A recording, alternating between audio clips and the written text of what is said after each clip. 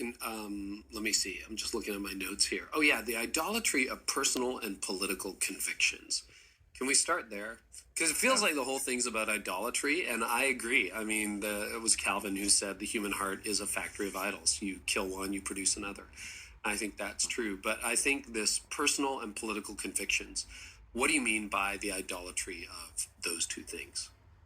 I mean, elevating those things above Jesus and that which is most clear and direct in his word. So, as an example, there was one Sunday in late 2020 when I said, we as a church are not going to divide over who you vote for in this election. If you think we should divide over that, then this is probably not the best church for you. And we would encourage you to be in a Bible-believing, gospel-preaching church that shares that conviction if you think. So here's what's behind that.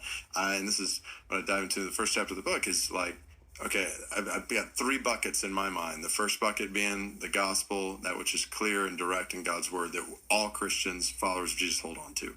Then I've got a second bucket in my mind that brings us together in local churches. And I realize there's different Christians who have different convictions about baptism than I do, or church leadership and church government than I do. And I don't expect everybody in Metro Washington, D.C. to be a part of the church that I pastor. Like, no way. Like, we have different ideas, and I'm glad to unite with many other brothers and sisters across the city for the spread of the gospel in the city who have a variety of different convictions on secondary issues. And then third bucket issues would be issues where we agree to disagree even in the church.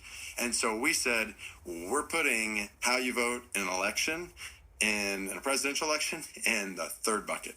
And if you think it should be in the second bucket, then I actually thought, though, I genuinely thought that was not a controversial statement to say that this is way down. And there were people who passionately disagreed about that third bucket in our church, and they stayed in our church. There were some who said, okay, that I'm gonna be somewhere else. But I don't think it's wise, biblical for us to elevate how you vote in a presidential election to the level of the substitutionary atonement of Jesus. Like, it's not even close.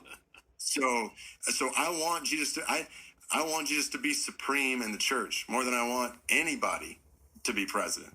And so that would be an example of where I think we have idolized some of those convictions. I think Romans 14 and 15 is so helpful for us here because we're not the first to experience different passionate convictions. And I love the way Paul in that passage says, like, basically hold on to those convictions strongly. He doesn't say even ease up on your convictions. He's like, hold your convictions strongly, but don't try to unite around him. Unite around Jesus. So that's what I want to encourage people to have strong convictions about, all kinds of things, but realize where those convictions are in perspective to the gospel.